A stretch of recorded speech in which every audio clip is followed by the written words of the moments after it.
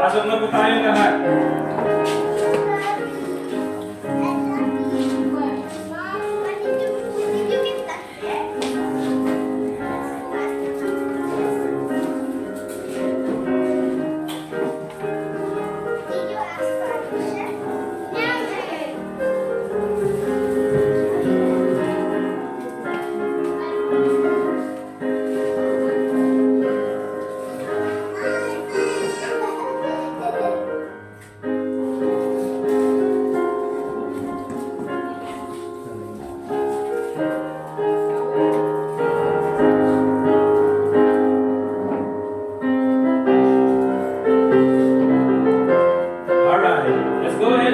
Service, let's all stand up please. We'll ask si Brother Jaser for our opening prayer. And then pagkatapos po niyan, dadako tayo sa ating congregational singing. We'll sing, There is a Fountain.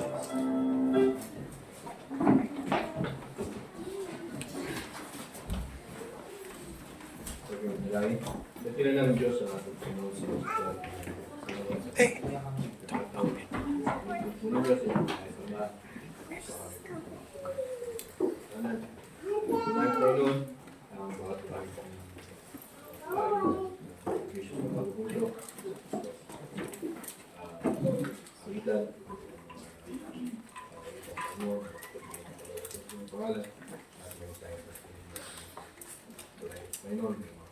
namin pala natin sila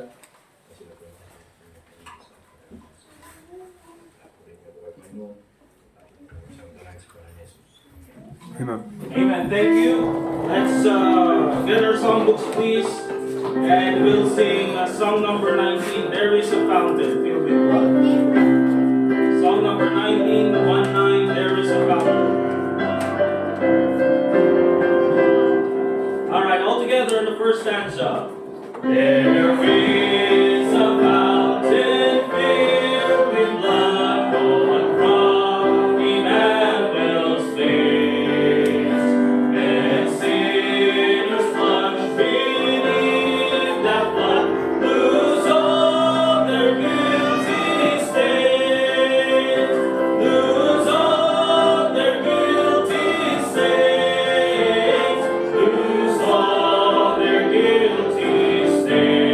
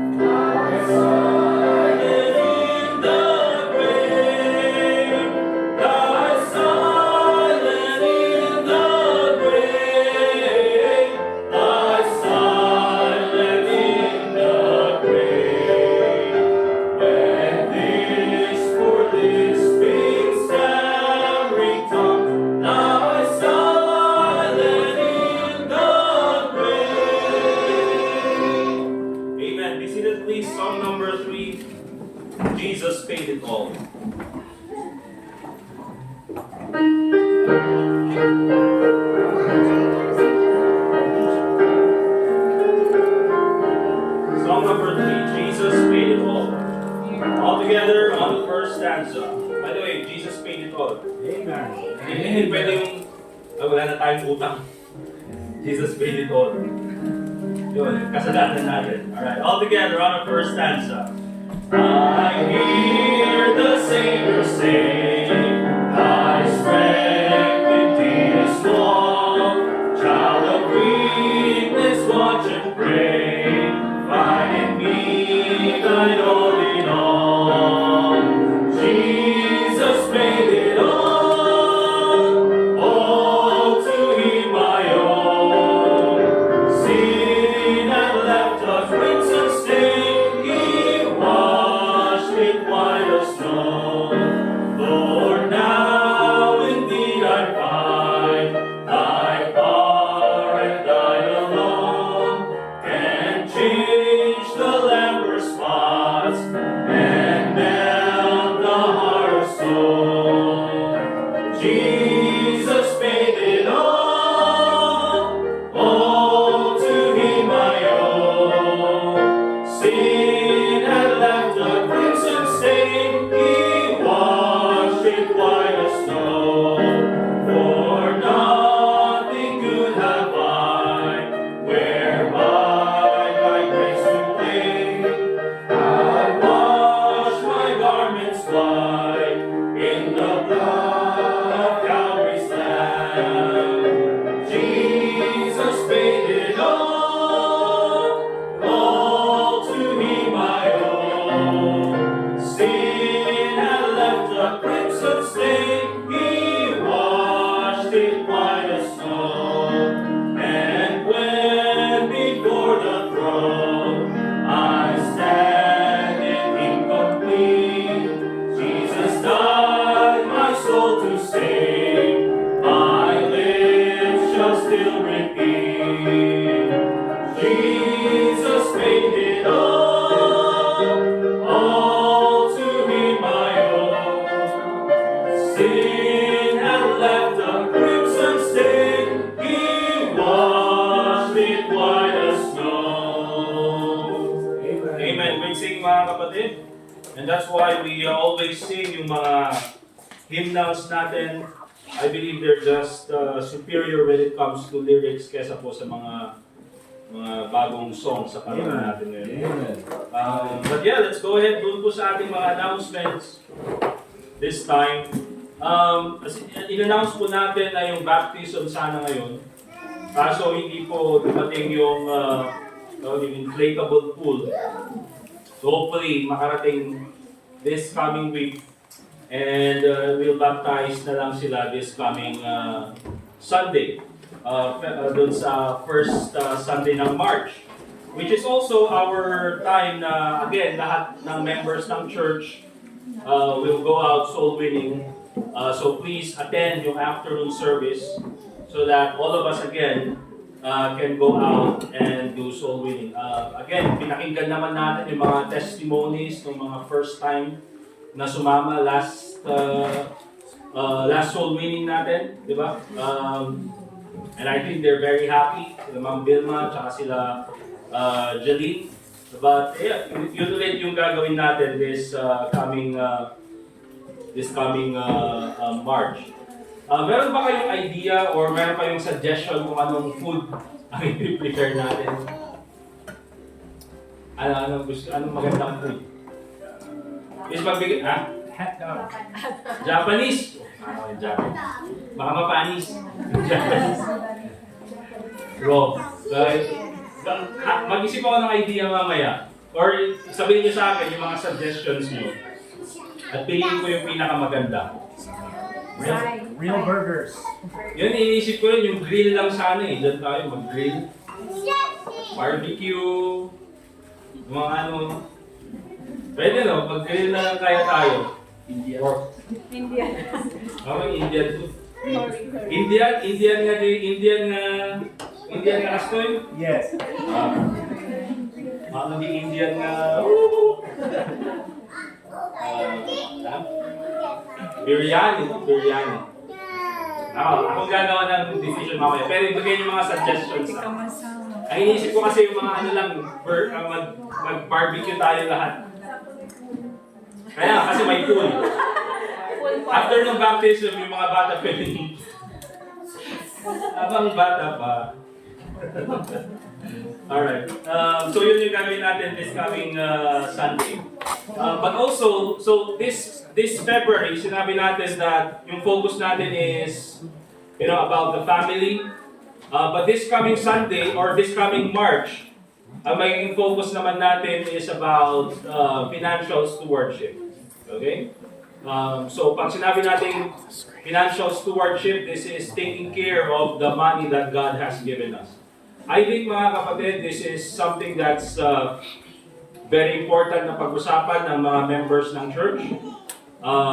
I believe na sa atin, many of us have gone to school, even sa colleges, pero walang tinuro sa atin about managing or handling your money. Okay? Tinuro sa inyo na magtrabaho or gawin itong mga bagay na ito. But I think it's very important that we should also know the biblical way on how to handle yung mga blessings na binibigay sa atin ng Panginoon. Okay, so yun po yung magiging focus natin this coming Sunday. So we'll be talking about, practical tips on how to save your money. Hindi lang naman yan how to spend your money also. All those things, mga kapatid, nang sa ganun ay we can manage the blessings that God has given us. Okay? So yun po yung gagawin natin. Also, this coming April, malapit na yung ating church anniversary. Tinatanong kanina sa akin kung meron tayong color coding. And isang binanggit nila is brown. Gusto niyo yung brown? Ha? Gusto niyo yung brown? O, pag-isipin niyo na lang mamaya. Hindi naman rush. Okay? Basta wag lang yung camouflage, yung mga ganun. Yung plain lang na mga color. Ang maganda. Yellow.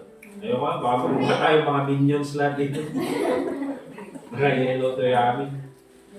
Alright. Green. Green, we've done green before, natapos na tayo ng green, natapos tayo ng blue, white, tapos na tayo, maroon, tapos na rin tayo. Huwag na orange, grabe na para. Para tayo mga nawawala. Pagkabas natin dyan, yung layo-layo pa, nakita ko, yung naggalingan sa ito. Gray, we'll consider gray. Ano ba? Yeah, gray. O, gray, okay lang. Yung pinipili nyo kasi yung mga, may damit na akong gray. Ako kasi brown, may damit na akong brown. Diba? Pero kayo, ano kayo maganda? This is Jace na yan. Pastel, pastel color. Basta kahit ano, basta may shades, okay? But later on, i-announce na lang natin this coming Sunday. Okay? Ako nang mag-decide kasi hindi magkakasundo pagka ako nang mag-decide. Alright, so let's go ahead and by the way, later on, meron pa rin tayong special offering para sa ating anniversary. So after nung main offering natin, we'll take a second offering. Alright, let's all stand up please. We'll call Brother Anthony for our Bible reading. Doon po tayo sa 1 Peter. And then, pagkatapos po ng 1 Peter, we'll go directly to 2 Peter.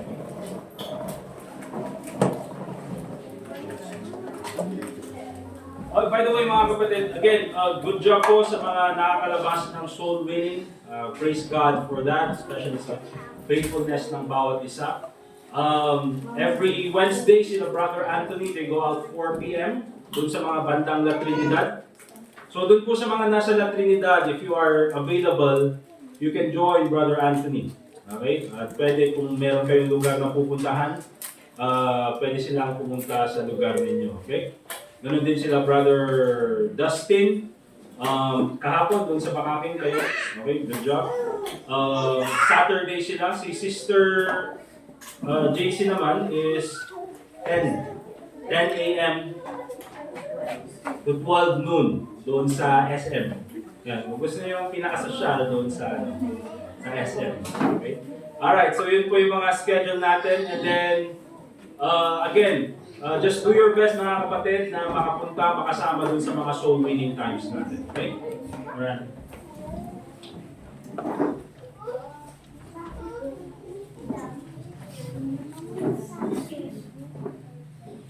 Please turn your Bibles to 1 Peter. 1 Peter.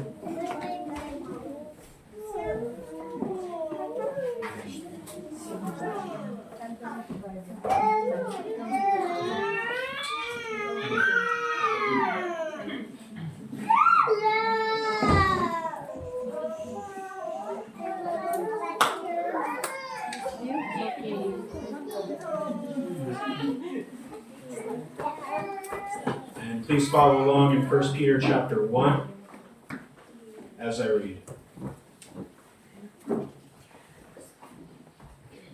Peter, an apostle of Jesus Christ, to the strangers scattered throughout Pontus, Galatia, Cappadocia, Asia, and Bithynia, elect according to the foreknowledge of God the Father, through sanctification of the Spirit, unto obedience and sprinkling of the blood of Jesus Christ, grace unto you and peace be multiplied. Blessed be the God and Father of our Lord Jesus Christ, which according to his abundant mercy hath begotten us again unto a lively hope by the resurrection of Jesus Christ from the dead, to an inheritance incorruptible and undefiled, and that fadeth not away, reserved in heaven for you, who are kept by the power of God through faith unto salvation, ready to be revealed in the last time, wherein ye greatly rejoice, though now for a season, if need be, ye are in heaviness through manifold temptations, that the trial of your faith, being much more precious than of gold that perisheth, though it be tried with fire, might be found unto praise and honor and glory at the appearing of Jesus Christ, whom having not seen ye love, in whom though now ye see him not, yet believing, ye rejoice with joy unspeakable and full of glory, receiving the end of your faith, even the salvation of your souls,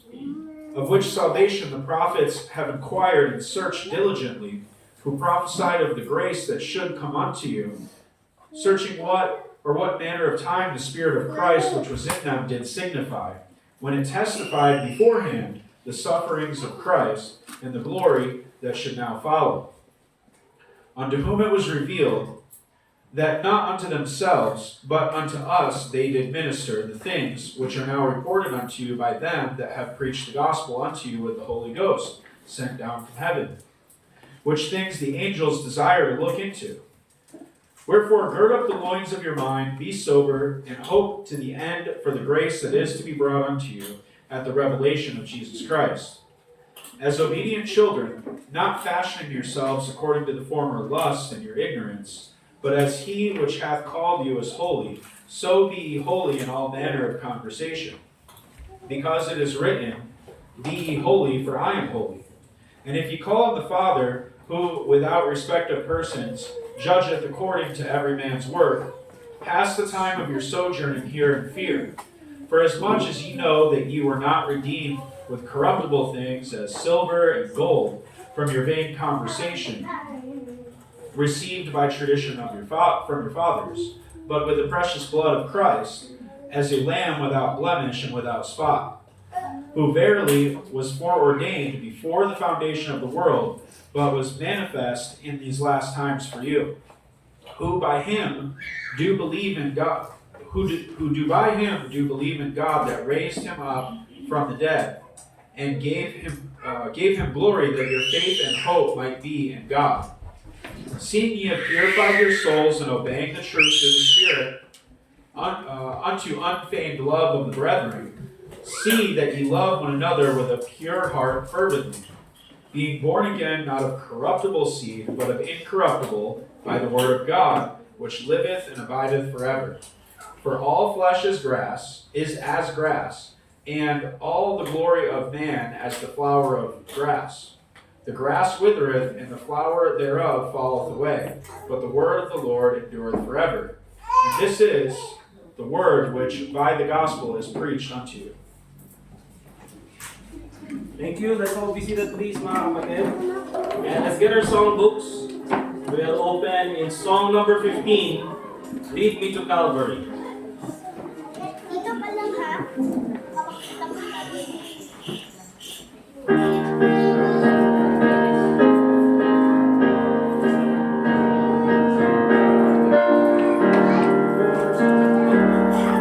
Alright, song number 15 all together on the first stanza. King of my life, I crown thee now, thine shall my glory be. Lest I forget thy foreground brow, lead me to Calvary. Lest I forget Gethsemane,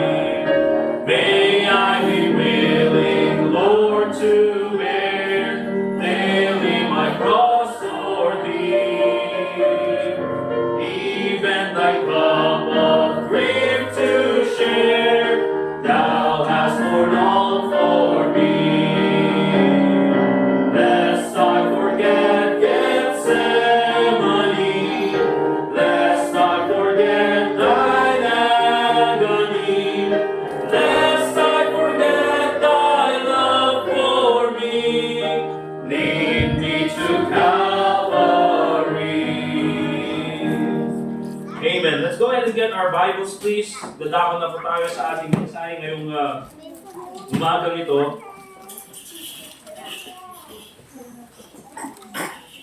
And our topic this morning, mga kapatid, is again, ito po yung final topic natin about family. I believe we'll still have, messages here and there about family along the year.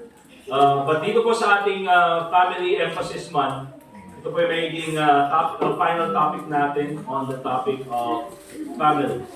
So yung title po natin, mga kapatid, is Protecting Your Family Against the Evils of the World. Okay? Protecting your family against the evils of the world. So we have discussed before, mga kapatid, the importance of resolving conflict within the family.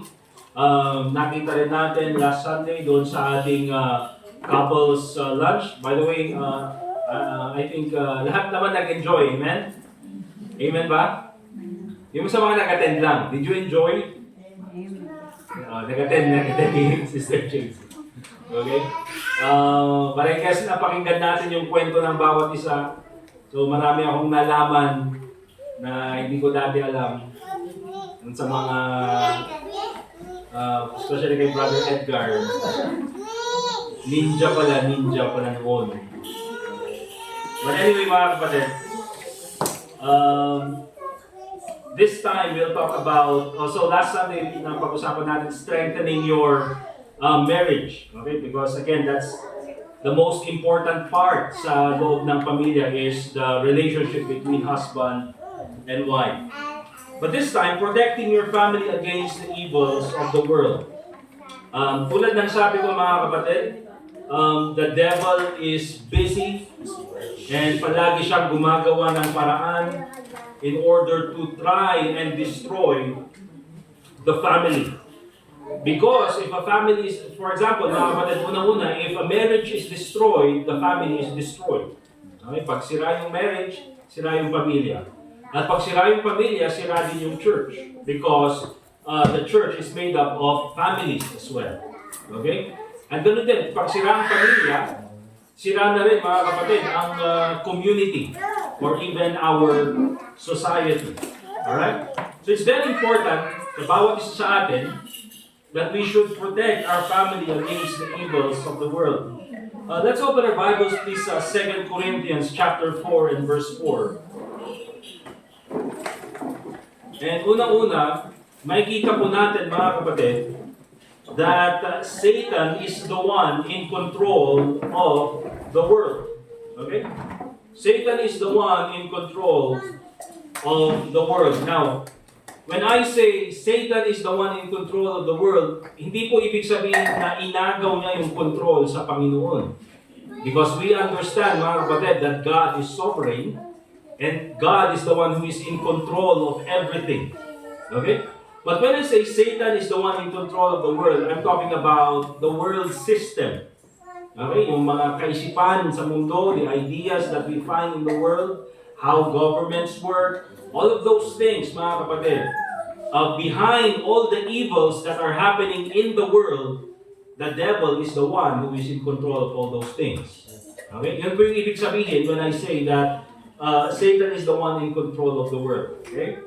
But in 2 Corinthians chapter 4, verse 4, the Bible says, in whom the God of this world hath blinded the minds of them which believe not. At yan po, mga kapatid, yung unang-unang ginagawa ni Satanas. If there is one thing that the devil is trying to do to destroy families, it is to blind them from the gospel of the Lord Jesus Christ. Right. Yan po yung unang-unang ginagawa ni Satanas. That's the main thing that he does. He does not want you to be saved. And he does not want your children to be saved. Okay? And dito ang titignan po natin kung bakit ganyan yung kaisipan ng ni Satanas.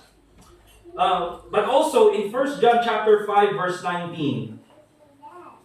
Makita po natin dito in 1 John chapter 5 verse 19.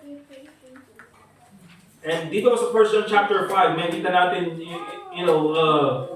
John the Beloved, dinidifferentiate niya yung pag-ibig natin sa Panginoon and pag-ibig sa mundo. And the difference between being with God and being with the world. Ang sabi ng 1 John chapter 5 verse 19, and we know that we are of God, and understand this, and the whole world lieth in wickedness. Okay? Sabi ng Bible, the whole world lieth in wickedness.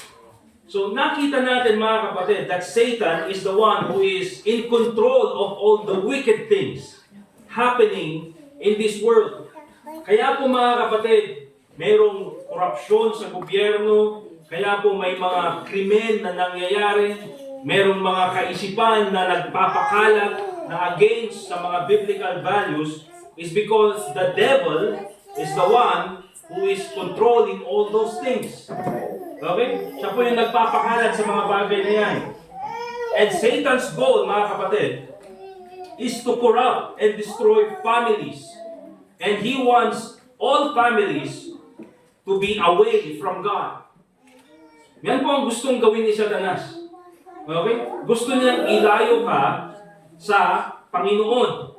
Now, paano niya ginagawa to? Well, he does this through three things. Okay? Nandyan yung deception, sin, and worldliness.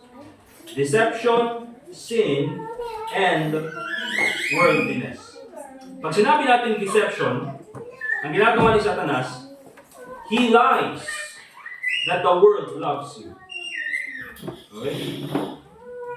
Ang kasinungalingan na binabanggit ni Satanas sa atin, especially sa mga believers, mga kapatid, gusto niyang iparating sa atin na, although we are saved, although we are believers, you know what? Mahal ka ng mundo. And the world wants the best for you. Remember this, mga kapatid. Kung meron mang gusto si Satanas na gawin sa ating mga mananampalataya is to destroy us. And that's one of the lies na gusto niyang iparating sa atin. Now, pag nandito ka sa mundo, the world will love you and the world will take care of you. You know? And secondly, nandyan din yung sin. Not only does he destroy families through deception, but also nandyan din yung sin.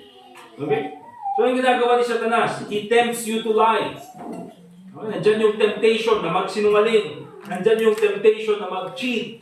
Nandyan yung temptation na mag-take ng drugs, mag-take ng alcohol. Nandyan yung temptation na iwanan ng Panginoon. Bakit? Because again, He wants to destroy you. Kapag ikaw ay gumawa ng kasalanan, there's always a consequence. And He wants to destroy each family. And of course, nandyan din yung worldliness. Anong gusto gawin ni Satanas? Why is it that he wants us to be away from God? And paano niya ito ginagawa?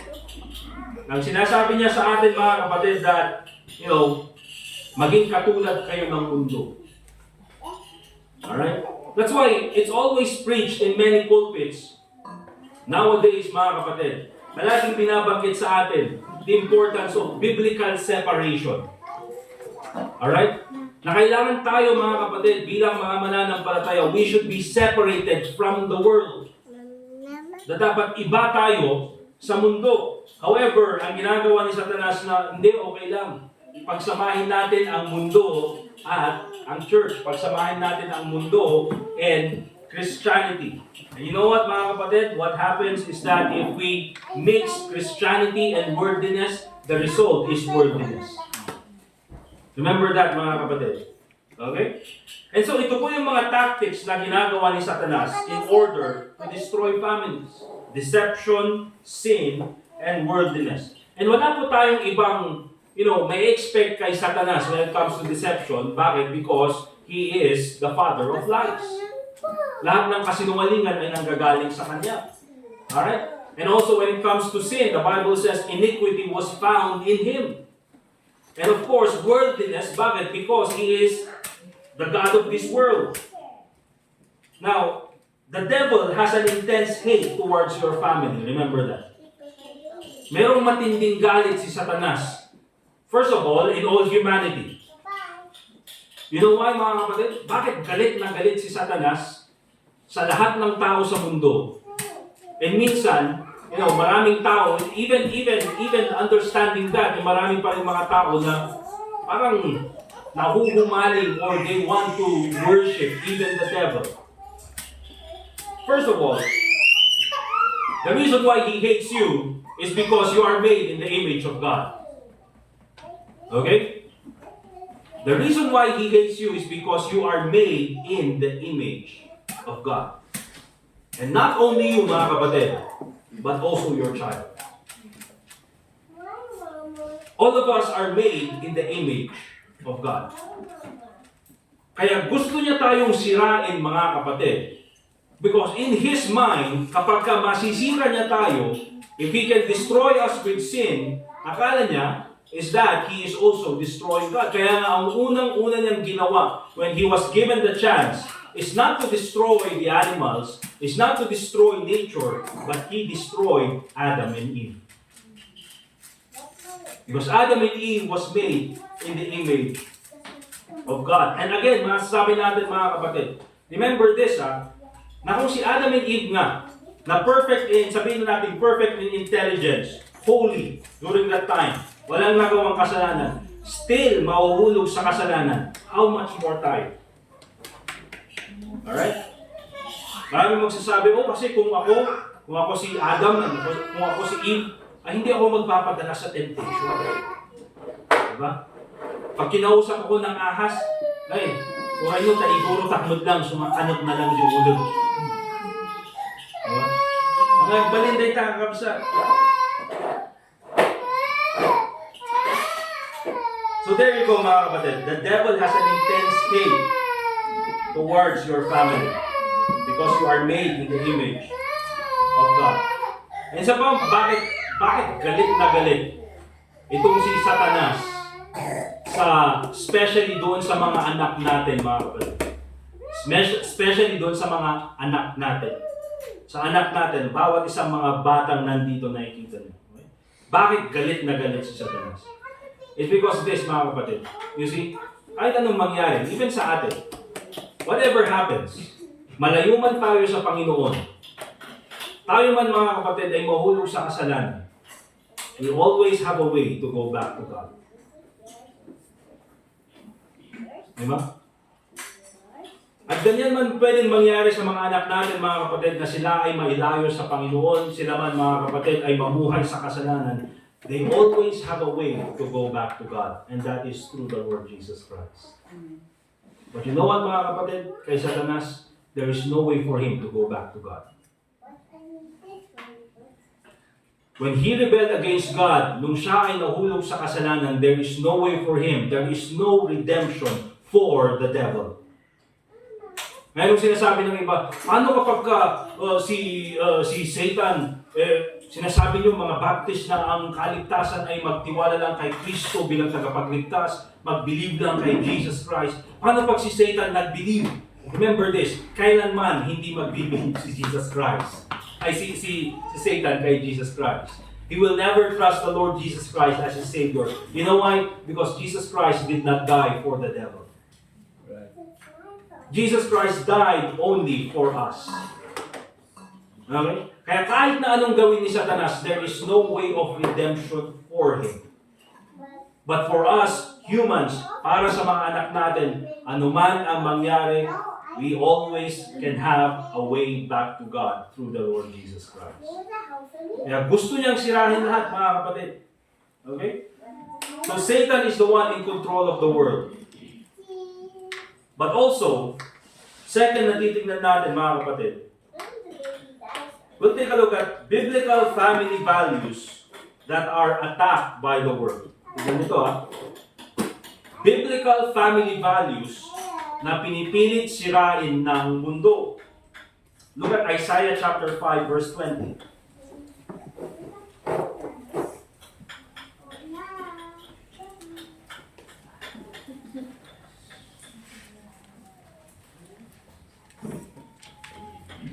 Isaiah chapter 5 verse 20. And the Bible says, "Woe unto them that call evil good, and good evil." And gusto kong makita natin dito, mga kapatid, is yung binanggit ni Isaiah na yan, is basically that is how the world thinks. Not only today, not only nowadays, pero ever since, that is how the world thinks. ang ginagawa ng mundo is he calls evil good, and yung good, ginagawa niyang evil. Diba? So, everything na makikita natin about sa mundo, the biblical values, ina-attack ito ng mundo, and ginagawa niyang masama yung mga galing sa salita ng Diyos. Alright? And that is what the devil has been doing. That is what the world has been thinking of ever since. Kaya nga po, even if you go back in the book of Genesis, doon sa chapter 6, anong makikita niyo doon? Nung binanggit ng salita ng Diyos, kung anong klaseng kaisipan yung mga tao in Genesis chapter 6. Genesis to mga kapatid, hindi sa panahon natin. Sometimes we think, palala ng palala ang mundo. Mga kapatid, malala ang mundo noon pa. In the book of Genesis, in chapter 6, the Bible says, and the imagination of their minds were evil continuously. Anong ibig sabihin nun, mga kapatid?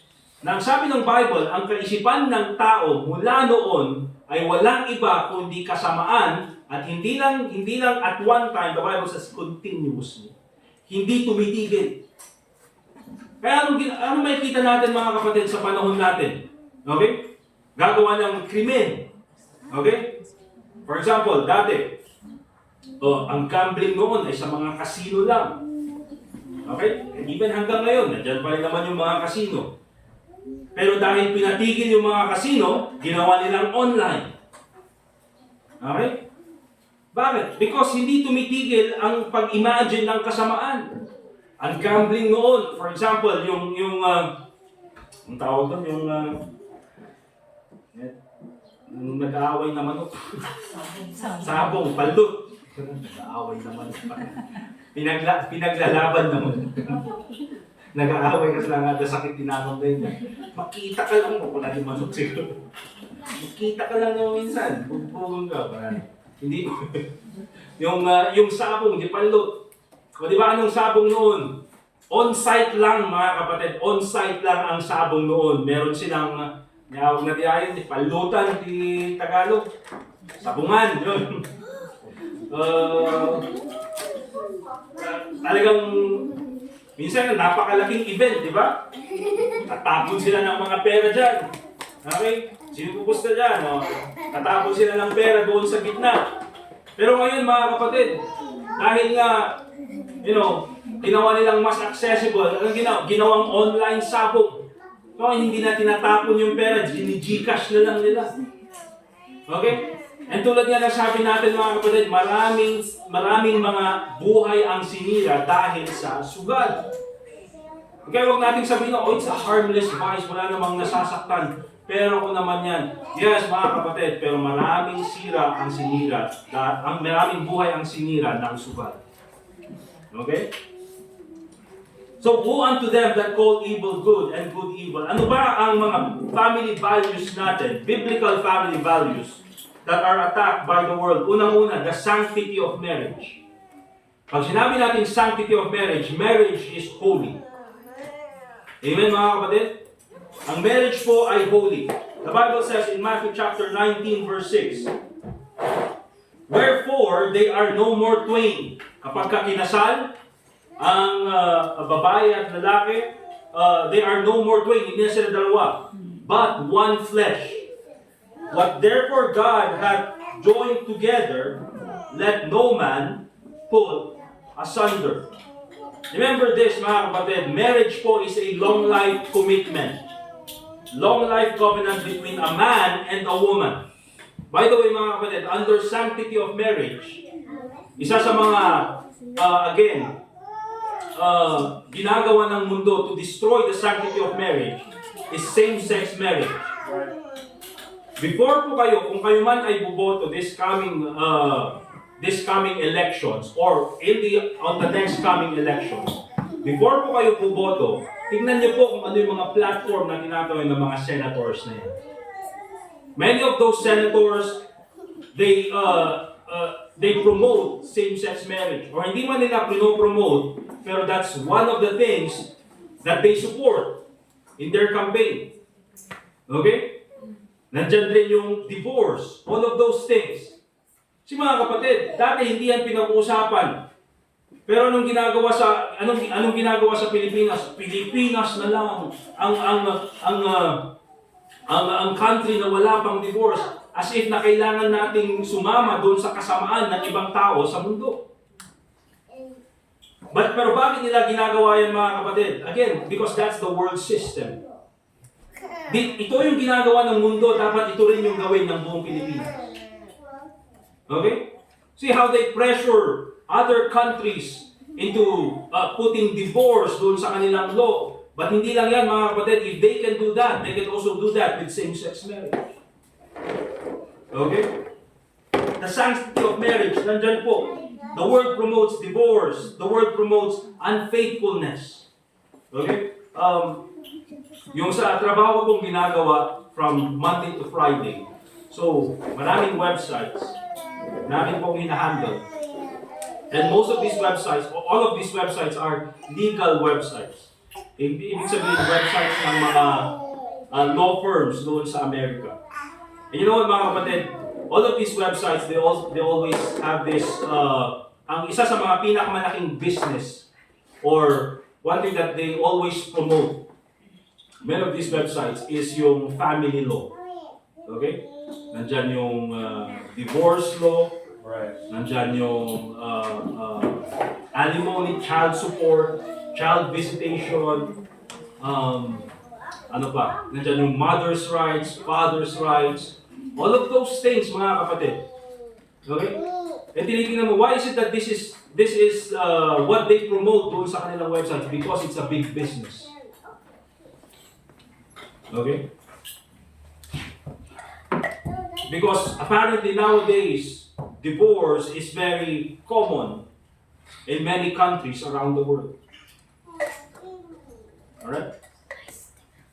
And so kung titignan po natin, mga kapatid, that is how the world attacks these family values, the sanctity of marriage, redefining marriage.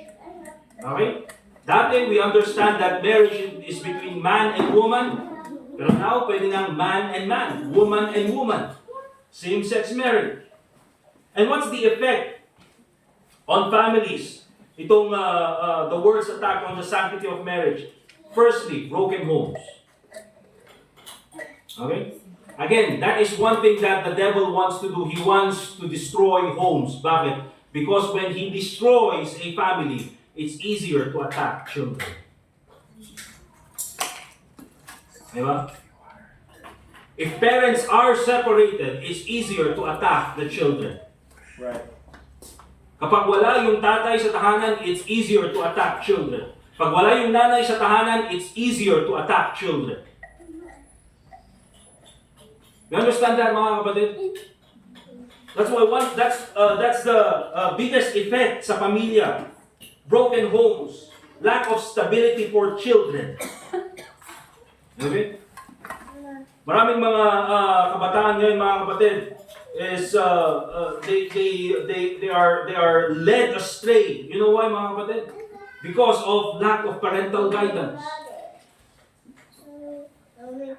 And understand this, mga kapatid. If there is something that will, I'll try to put this into words. If there is an illustration of God's love to a child, it will be the love of his own father. Right. Kung meron man example ng pag-ibig ng Diyos sa isang bata, yun ay yung pag-ibig ng kanyang ama. And many children nowadays, they don't believe in God. You know why? Because they are raised in a family where they don't have a father. Ano sasabihin nila? How will I believe in the love of God na mahal ako ng Diyos kung yung sarili kong ama hindi man na ako inibig? How will I believe sa sinabi ng Panginoon, I will never leave you nor forsake you if my own father, he abandoned me?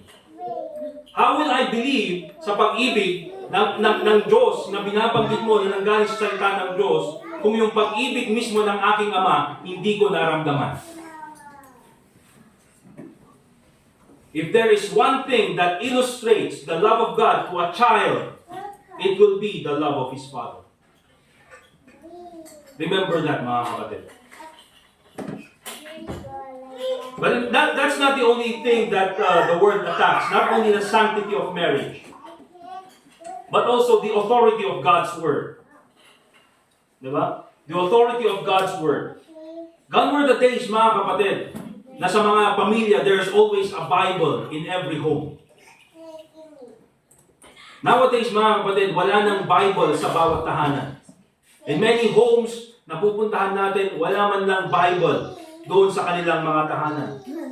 Remember this, mga kapatid. The Bible is God's word and it is the foundation of truth. And anong gustong gawin ni Satanas? Anong gustong gawin ng mundo? Tinuturo niya na, yung Bible naman na yan ay sinulat lang ng tao at wala namang katotohanan dyan sa mga sinusulat na yan. It is undermining biblical principles. And what is the effect on families, mga kapatid? The effect on families is that it promotes confusion. It promotes confusion, compromise, and lack of spiritual direction. Okay? Not only that, mga kapatid, but also the word attacks godly leadership in the home. Alright? Godly leadership in the home. The Bible speaks about Ephesians chapter 5 that dapat yung mga husbands, they should lead in love doon sa kanilang mga pamilya, and the wife should support their husband in unity. Both of them, husband and wife, working together in order na maitaguyod yung pamilya. However, nowadays, mga kapatid, the world attacks yung idea na ito, and it promotes rebellious spirit. Okay? Right. Not only doon sa mga, kaya nga, marami tayo makikita, mga kapatid, na if there's feminism sa women, there's also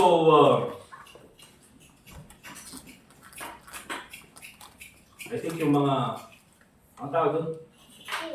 What's that, Anthony? In the US, they have that like men going MGTOW. huh? It's pronounced MGTOW. MGTOW? Men going their own way. Men going their own way. Men going their own way. Okay? Anyway, mga kapatid, this promotes rebellion against doon sa leadership na pinapakita ng Panginoon sa loob ng tahanan.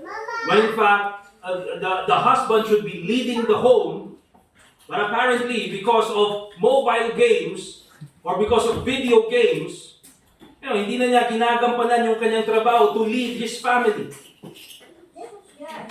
Nowadays, mga kapatid, minsan yung wife na lang ang namumuno sa tahanan. Bakit? Because yung men apparently they don't want to take responsibility. Okay? At meron din naman, mga kapatid, yes, men trying to do their best, but at the same time there are also women, may mga spouse din, mga wife who doesn't want to go under the authority of their husband. And meron naman yung iba, mga kapatid, na instead of the parents being leaders in the home, anong nasusunod na? Yung mga bata na, yung mga anak na ang nasusunod sa tahanan. And every time na kapag ganyan po ang nangyayari, it undermines the design of God. And what happens? It destroys the home. Right. Okay? So what happens? Struggles for control, lack of harmony, and confusion in the home. The word attacks godly leadership in the home. Hindi lang yan, mga kapatid. The world attacks raising children in the fear of the Lord. Ayaw yan ng mundo. The world does not want you to raise your children. The world wants to raise your children for you. And kaya po pala yung sinasabi, if you do not teach your children, the world will teach your children. Right. If you don't teach them about the love of God, they will teach your children to hate God. If you don't teach them about creation, the world will teach your children about evolution. Lahat po yan, mga kapatid. And yan po yung gustong gawin ng mundo. Parents must be the ones teaching their children God's ways. Proverbs chapter 22 verse 6, train up a child in the way he should go, and when he is old, he will not depart from it. Pero anong ginagawa ng mundo? No, schools will be the one to raise your children. Okay? Kung ano yung ituturo ng mundo, or kung ano yung ituturo ng school, ito dapat yung masusunod. Yung curriculum ng school, ito dapat yung masusunod. So instead of you teaching your children, the world is now teaching corrupt ideas to your children. Right. Okay? So nandyan po mga kapatid, schools, kung hindi naman schools, yung media, social media, and sometimes mga kapatid, even yung kanilang mga kaibigan, they will teach your children to reject biblical values. And what happens mga kapatid? Children grow up confused. And this is true mga kapatid. This is true.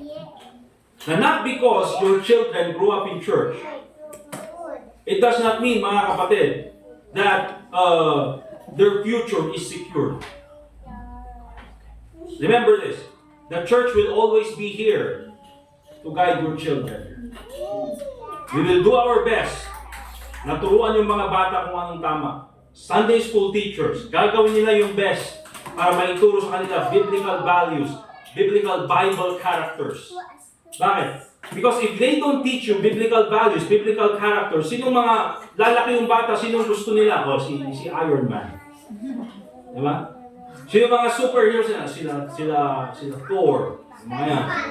Sila, yung mga superheroes nila. But they don't know about the Lord Jesus Christ. They don't know about John the Baptist. They don't know about Moses. Okay? And so many times, mga kapatid, children are willing to teach their children about superheroes, pero when they teach about the Lord Jesus Christ feeding the 5,000, dying on the cross, parang nakukornihan sila. Mga kapatid, what happened in the Bible are true stories. Pero yung ituturo sa mga bata, they would rather teach them fantasy. Okay? But that is what's happening nowadays. Children grow up confused, rebellious, and spiritually lost. You know, here's my take, mga kapatid. Bakit sa panahon natin? Why is it that in our time there are many movies? Now, before these were animated movies. Pero pinit na ginagawa ng mga live action films. Lion King. Lion King. Diba? Oh, napanood natin nung bata tayo. Nakita natin yung cartoons. Nakita natin yung Long Live the King. Diba? Nakita natin mga kapatid, si Hakuna Matata. But why is it na kailangan nilang gawing live action? You know why? Because the same people who watched it 20 years ago want to watch it now. Who's their target audience? It's not kids. It's the kids who watched it 20 years ago. Bakit? Oh, this is live action. Hindi naman papanoorin niya yung bata. Gusto niya yung cartoons, pero ikaw naman yung matanda. Uy, napanood ko na. Papanoorin mo yung live action. Eh mga kapatid, I would not say that hindi ko nahulog. Mga kapatid, nung nakita ko rin yung Yu Yu Hakusho, yung Ghost Fighter na live action, papanoorin ko yan. Yun ba si Taguro? Eh, kahit ko na tao, parang bumalik ako sa pagkabata. But remember this, mga kapatid.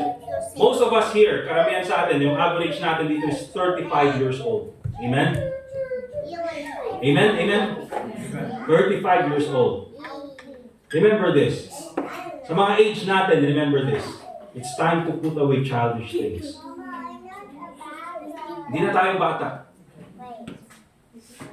35 years old na tayo. Kayo. Ako 36 na ako. Di ba? But yan yung sabihin na natin average na age natin dito. I think it just comes to a point, mga kapatid, that it's time to put away childish things. I'm not saying na, oh, di na tayo mag-video games. Sure, you can do those video games, pwede kang manood ng movie, pwede mong gawin yung mga bagay na yun, but it should not be our priority. I hope na wala sa atin dito, 35 years old, at pupunta tayo, kung meron tayong cosplay na magdadamit ako na, alam mo si Baktosay. Kahit na isa din ko. Di ba? Kaya natang cosplay nung sa SM, may nakita ko. Kaklase ko nung high school na, alam mo yung damit niya yung Bash Stampede, yung sa Trigun noon. Kasi Jason na. Kasi nagkatawa ka kasi dyan. Di ba? Kasi si Bash Stampede napudaw mo, yung sulas. Pero hindi mo na nakikita. Diba? Alam mo sila, 35 years old ka na, tapos napakapay ng siyak ni Samurai, siyak ni Baktosay. Diba? Alright?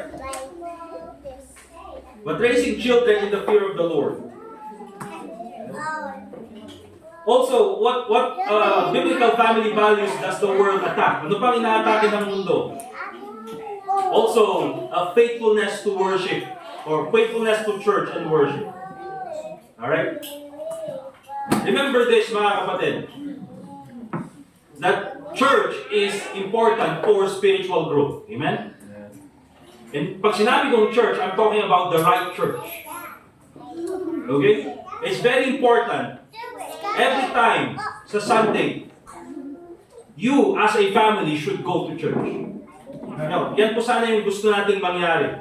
In many cases, hindi po nangyayari. But at least, tayo mismo, and even the person we can influence inside our family, we can bring them to church. If you're a husband, do your best to bring your family to church. Okay? If you're a wife, and of course, minsan hindi natin makontrol yung gustong gawin ng ating asawa, at least you can bring your children to church. Okay? So yan po yung gusto sana natin mangyari. But what's the effect of this, mga kapatid?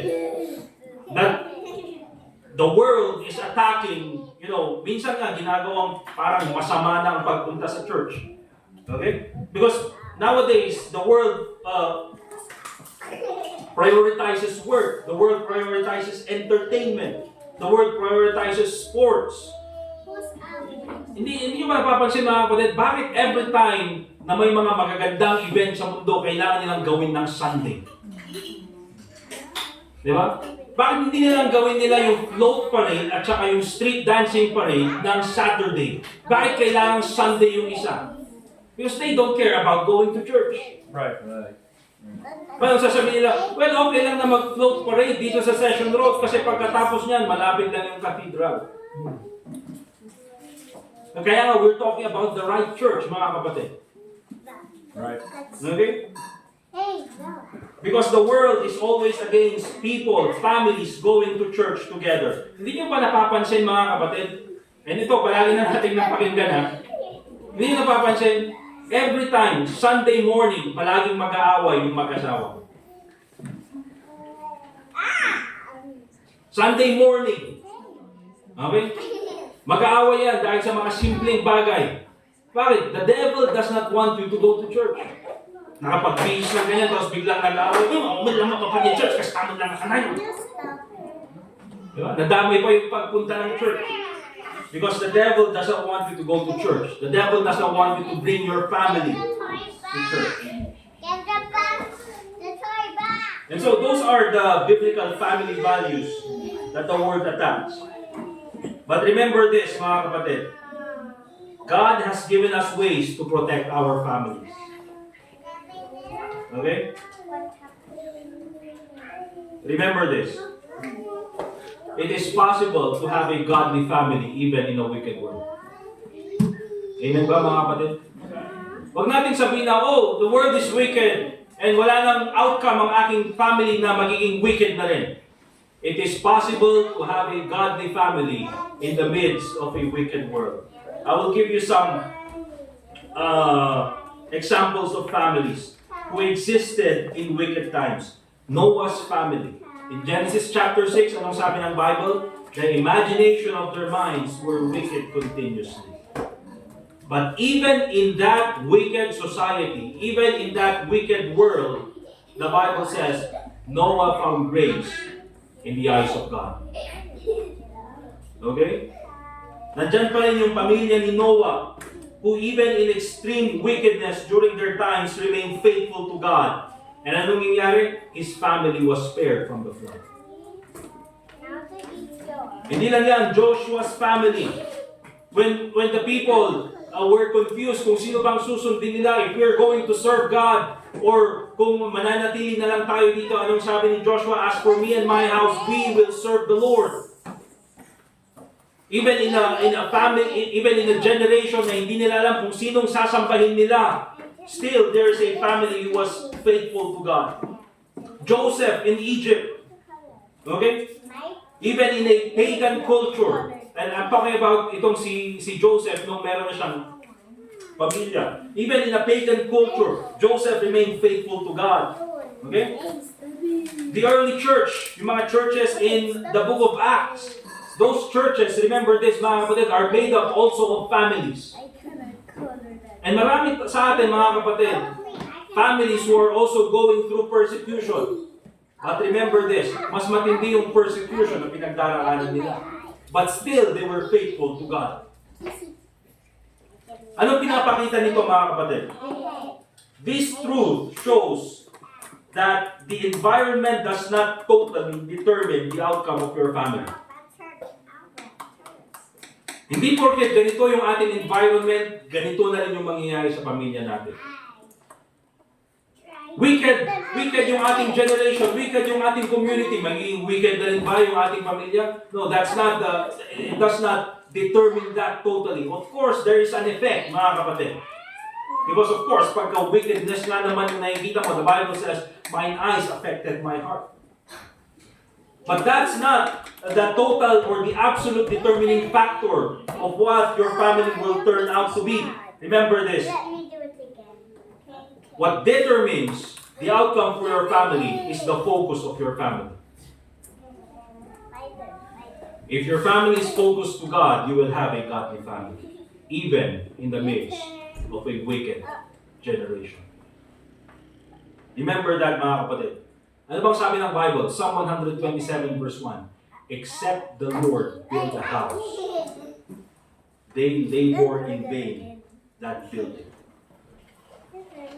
Kaya very important po, ang bawat pamilya, ang focus dapat natin ay ang Panginoon.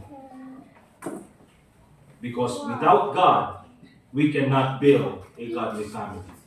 Remember that. So, it is possible to have a godly family even in a wicked society. Amen? Even in a wicked world. And so lastly, ang titignan po natin, practical ways to protect your family against the evils of the world. Practical ways to protect your family against the evils of the world. First of all, mga kapatid, guard what comes into your home. Psalm 101 verse 3. Guard what comes into your home. And of course, ito ay especially sa mga parents. Bilang mga parents, we should be the one guarding what comes inside our home. And pag sinasabi kong what comes inside your home, I'm talking about the ideas, the influence na pumapasok sa ating mga tahanan. Be mindful of what your family watches. Tingnan mo kung ano yung pinapanood ng mga bata. Tingnan mo kung ano yung pinapanood ng bawat isa. Kung ano yung pinapakinggan nila. And kung ano yung mga nagiging engagement nila online. Akala natin, mabait naman yan. Yung minsan yung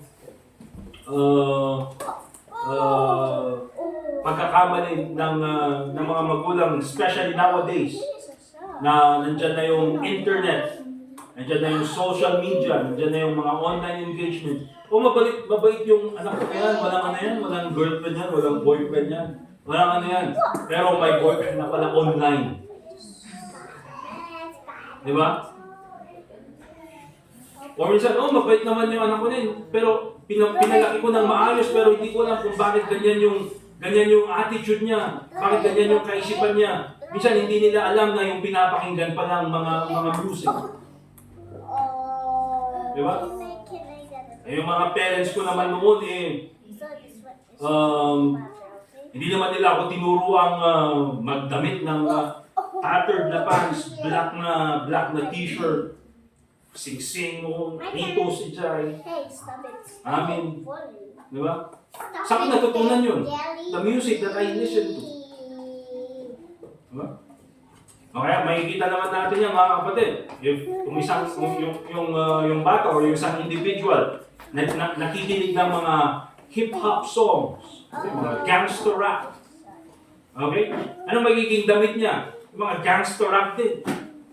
Ano yung asta niya? Yo! Marami ko na. Yo! Mas mapipicture. Oh! Oh!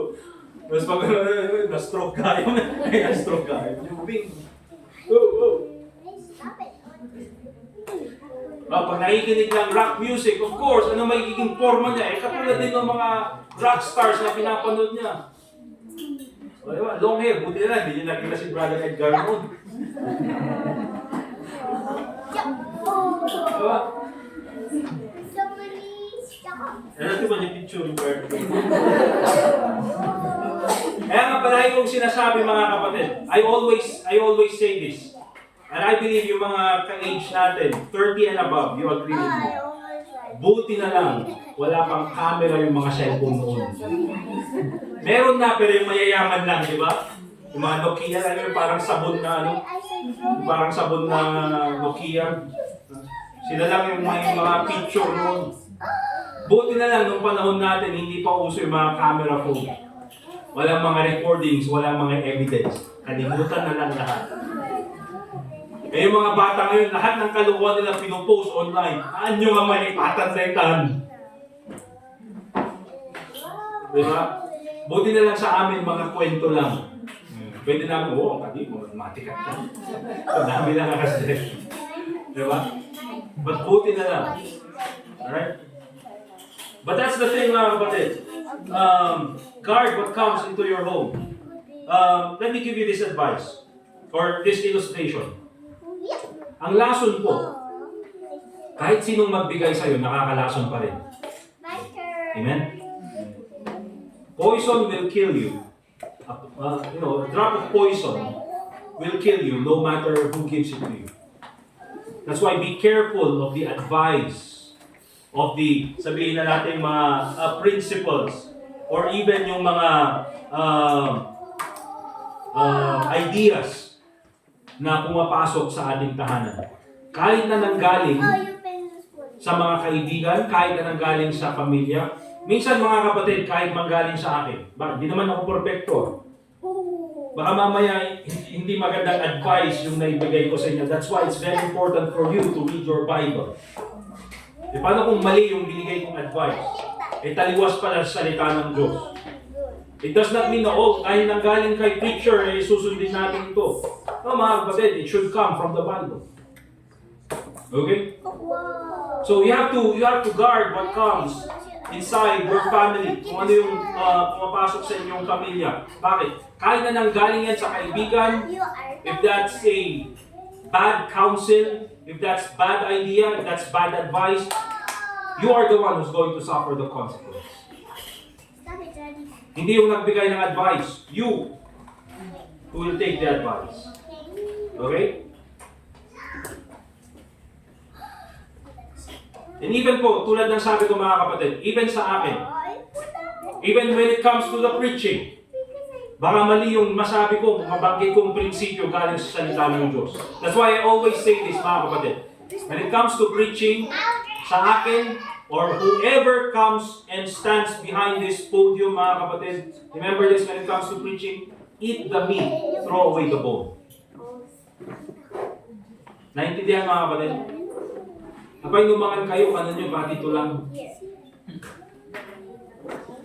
Diba? Eat the meat, throw away the bone. Kainin nyo yung tama, tanggapin nyo yung tama, pero kung nakita nyo yung mali, or talagang salita ng Diyos, don't accept it. I just hate that shut. Eat the meat, throw away the bone. Amen? Also understand this, mga kapatid. Practical ways to protect your family against the evils of the world. Guard the ideas that come into your home. But also encourage church involvement. Encourage church involvement. Parents, do your best to encourage your children to come to church. And the best way to encourage your children to come to church is if the whole family goes together to church. Remember that, mga kapatid. Hebrews chapter 10, verse 24 and 25. We'll focus on verse 24. So yung verse 25, alam po natin, not forsaking the assembling of ourselves together. But in verse 24, the Bible says, and let us consider one another to provoke unto love and to good works. You see, one of the reasons why we come to church is so that ma-motivate natin yung bawat isa to do good. Okay? And unang-una, nakikita natin yan through the preaching of the Word of God. That's why we always give practical tips, practical ways in order to apply the Word of God. Because we want to encourage everyone to do good. And you will not be encouraged to do good if you don't come to church. Remember that. That's why sinasabi ko, the best way to encourage children to come to church is when parents bring their children to church. Right. Kaya sinasabi ko, parents, don't send your children to church. Huwag nyo silang ipadala sa church. Dalhin nyo sila sa church. Amen. Okay? And also, very important, if we are going to protect our family against the evils of the world, set biblical standards in your household. Maglagay kayo ng biblical standards sa inyong tahanan. Because remember this, mga kapatid, in church, you are here 3, 4 hours, 5 hours, sabihin natin maximum of 6 hours in 1 week. And you can expect the church, mga kapatid, or even yung preaching, na magiging sapat na yan, na dadalhin lahat ng pag-uwi at gagawing baon ng bawat isa all throughout the week. Minsan, mga kapatid, it's not enough. Right. In many occasions, mga kapatid, especially parents, remember this, we have to bring our church home. And it's very important to set biblical standards in our household. Okay? I'll give you this illustration, mga kapatid. Pupunta kayo sa gym, makikita nyo sa gym, mga kapatid. Pagpunta nyo sa gym, may makikita kayo doon ng mga tao na weights or, nag-exercise, all of those things. But if you take a look at all those people, they have different levels of, yung iba, sobrang talagang laki ng katawan, ang ganda ng mga muscles. Meron naman yung mga, nandun lang na, nag-gym pero makikita mo parang walang nagbabago sa katawan minsan. Okay? We don't see any changes in them. And the reason why, mga kapatid, is some of those people who go to gym, they take it seriously. They do weights, di ba? They spend a lot of time, nandun sila sa gym, mag-weight silang ganyan. Even if they're tired, they push themselves to do it. And you know what? When they go home, anong gagawin nila? Oh, I've been to the gym. I cannot eat this kind of food. Dahil pumunta ako sa gym. Okay? Oh, I've been to the gym. I have to take this sleep regularly because I go to the gym. I have to take care of my body. Pero meron yung mga nandun sa gym, na nandun sila sa gym, yes, mag-weight silang ganyan, pero pagpagod na, tapos na, uwi na. And then, pagdating nila sa bahay, kakagaling ko lang sa gym, pwede akong kumain ng cake, pwede akong kumain dito. That's why nothing changes, mga kapatid. And hindi nila pwedeng sabihin, kasalanan ng gym. No, mga kapatid. Because makikita natin, yung mga ibang pupunta sa gym, there is a result. Merong pagbabago sa kanila. But why is it na walang nagbago sa iba? Because they don't take it seriously. And you know what, mga kapatid? Many Christians, they don't take it seriously coming to church. They don't take Christianity seriously. Minsan, nanggaling na ako sa church, kaya pwede ko nang gawin ito. You know what? There are Christians who sasabihin nila, oh, I've been to church, I'm a Christian, I cannot do this, I cannot do that. I have to read the Bible because I'm a Christian. And yun mga taong binabago ng Panginoon because they let the church change them. Because they let the Bible change them. They let the Lord Jesus Christ change them. And oftentimes, yung mga hindi nagbabago, yung sinisisi nila, kasalanan ng church, kasalanan ng Panginoon. Pumunta naman ako, walang nagbago. Probably you don't take church, you don't take Christianity seriously. So remember, set biblical standards for your household. Ano pwede mong sabihin? Oh, in this household, Sunday is for the Lord. Di ba? Kaya nakaset na sa isip ng mga tao, pag Sunday, we have to go to church. It's already set. Why? Because in this household, Sunday is for the Lord. Di ba? Ano pa? Oh, pwede you can do this rule. Ito sa akin mga kapatid, I have made this rule already in my household. Oh. Pia, sinabi mo ganyan? No boyfriends until you find a job. Di ba? Or no boyfriends until this kind of age, or until such time ng maturity. You already set those rules, mga kapatid. Oh, no watching certain programs. Okay? I don't know kung uso pa ang TV ngayon. Karamihan lang is, anong tawag doon, yung mga streaming. Okay? But I think kung meron mang TV doon sa inyong tahanan, I think you should not watch Showtime. I think you should not watch yung kahit anong palabas ni Vice. Di ba? Or isali na, pati Itbulaga, lahat na. Okay? Bakit? Wala namang itutulong, kaya nga nagiging normal yung kapaklaan kasi yun yung pinapanood ng mga bata yun. Right. Okay? So it's very important. Sa bahay, you have to set biblical standards. In this household, we have to pray. In this household, we have to read the Bible. In this household, ganito dapat. Why? You're setting biblical standards in your household. Amen? Amen. And of course, mga kapatid, practical ways to protect your family against the evils of the world. I believe it's also very important to communicate and spend time with your family. Okay? I mean, tanungin din naman natin yung wife natin, I mean, sa mga work, meron silang assessment. Kumusta naman sa work?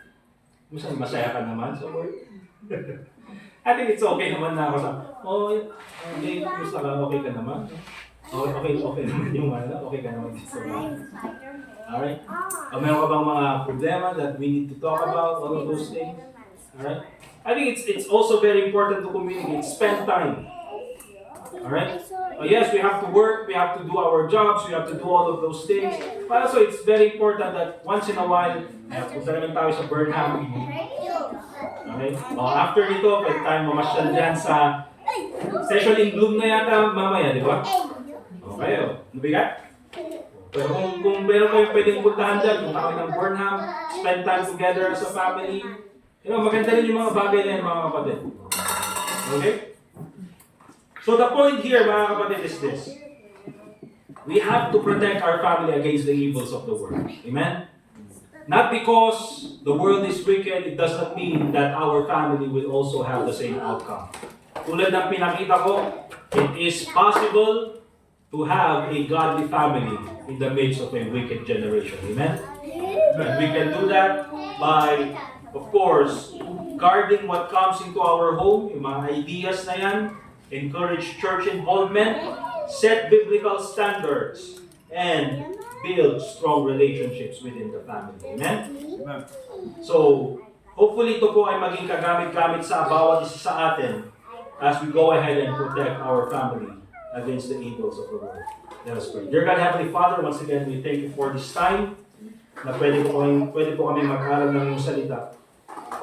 Panginoon, marami po kami pagkukulang bilang mga parents. Kami po bilang mga mananampalataya. We have made mistakes in our life. Nagagawa po kami ng mga pagkakamali na mahirap pong ayusin. Mahirap pong itama. But I pray, Lord, na dahil po sa iyong biyaya, nagawa po Diyos iti kinaayad mo, iti parabol mo kinyami. May may simpami ko man, iti pamilya nga adakan niya mo gata. Siya kaya po Diyos, imangtag kinyami kinitipigsa, kinsilip ako, o kung magbigay sa amin ng tamang kaalaman, ng sa po ay maprotektahan po namin ang aming pamilya. Lord, tulungan mo po kami na sa magitan po ng iyong salita, sa pagitan po ng iyong wisdom, at ganoon din po sa magitan po ng aming church, ay kami po ay may bigay po namin ang aming best, ang aming husay na sa ganun po ay maprotektahan po namin, especially po ang aming mga anak. Lord, please guide each and every one of us, sa mga parents po na kasama namin, sa mga tatay. Lord, please help us love you more. Nang sa ganun po ay maipakita namin sa aming mga anak ang aming ang pag-ibig na galing po sa inyo. Sa mga nanay po nandito, Panginoon, Lord, please continue to give them guidance and wisdom and patience sa kanila po mga responsibility. Lord, patuloy mo po silang i-bless. At ganoon din po sa mga kabataan na nandito. I pray, Lord, that you still also give them wisdom na galing po sa iyong salita so that they'll be able to make the right decisions.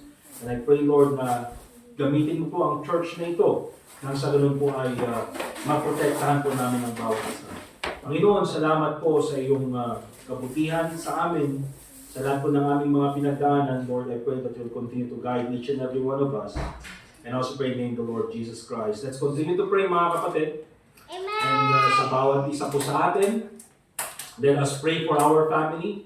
If you're a father, pray for your family. If you're a mother, pag-pray mo ang, of course, ang iyong mga anak, ganun din ang buong pamilya. And for the children, pray for your parents as well. Sige po, pag-pray natin ang bawat isa.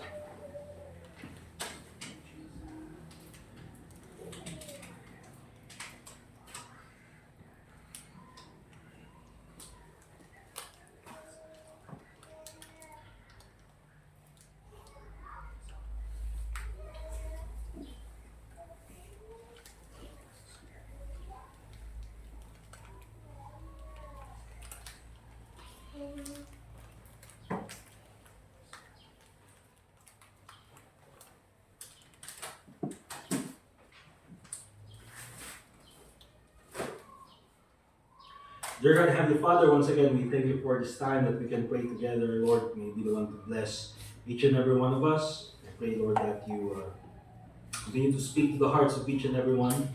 I pray, Lord, na magamit po namin ang mga salitang ito, mga prinsipyong ito, nang sa ganun po ay mas maging maayos po ang aming mga pamilya, Panginoon. Babayin na nga po, Diyos, iparabon mo, ay katipay mamikanyam, dagiti pamilyami. Tulungan kami ako, Diyos, kadagiti pagkapuyan ni, kanukas tangay kat dagiti nagkamalian ni, di napalabas kat na maulit dagiti anak ni ako. Tulungan kami ako, Diyos, kat maisim kami dagiti yung nagkamalian ni ako. So, tinagan mo lang ako, di mapadayawan, kadagiti aramidan ni Pai, and also pray in the name of the Lord Jesus Christ. Amen. Alright, so we'll go ahead and proceed po doon sa ating offering. Si Ginagatong Silo.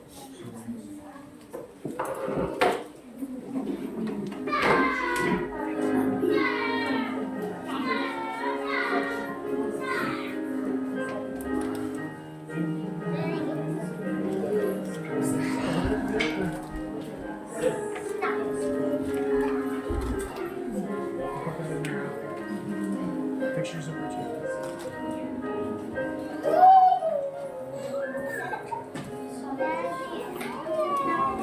Alright, we'll ask po si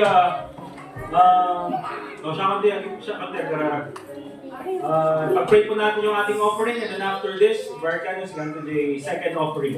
May second offering po tayo para sa anniversary. Alright, let's pray. Dear God, Heavenly Father, please bless the offering we're about to give.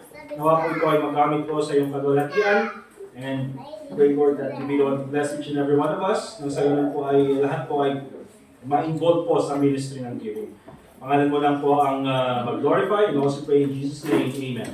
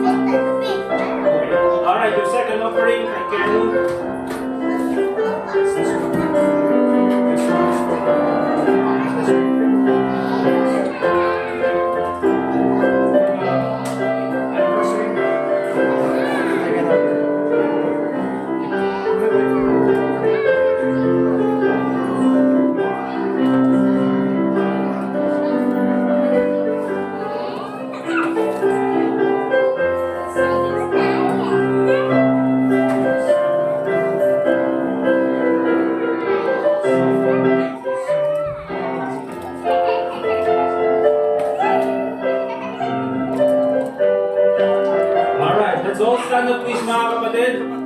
We'll sing our closing song. Once again, thank you very much sa pag-attend ng bawat isa sa atin. But we'll go ahead and sing okay, ang ganda.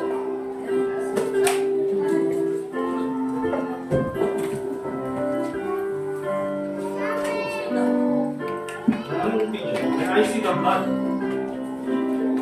Ayan, song number 20, When I See the Blood. And then sa ating closing song, we'll ask si Brother Larry for our closing prayer. Closing prayer.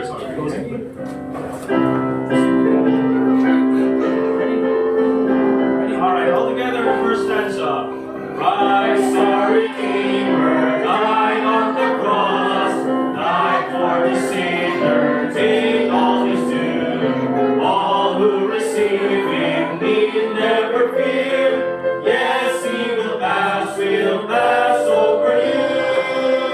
When I see the blood, when I see the blood, when I see the blood, I will pass over you.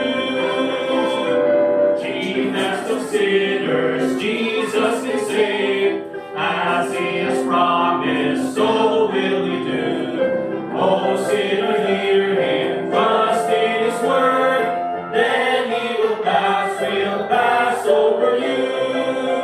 When I see the blood, when I see the blood, when I see the blood, I will pass over you. Judgment is coming, all will be there, who have rejected, who have refused. Oh, sinner, hasten, let Jesus in, then God will pass over you.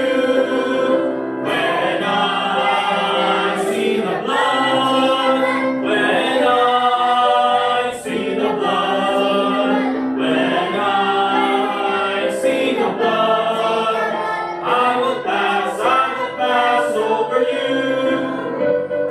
Oh, what compassion, oh, boundless love, Jesus hath power, Jesus is true. All who believe are saved from the storm. Oh, he will pass over you. When I see the blood, when I see the blood, when I see the blood, I will pass over you. Amen. Great singing mga kapatid. Let's proceed sa ating closing prayer. Diyos, may yaman na kabalin. Thank you, Diyos Ama, ayat mo, kinaibag mo kada kami, at dapat mimanti ka kadi panagbimisyon, tidak manay na panagsina-sinami, kat kastamod ka di Diyos Ama nga dana sikarata, magkanta ka na kami, wala pwede isumaran mga fellowship me, kada dakading nga, isumanin na kami, tidak malam na rin tunay na manituloy di panagdayaw kong ka. At imanting kami, dawat kang kararakan ka, tinalatak mo ni Jesus. Amen. Amen. Let's go ahead and dismiss mga kapatid. And then, yung mga sa lunch, chip in na lang pa tayo and lapit na tayo ng food. But we're dismissed. Thank you very much.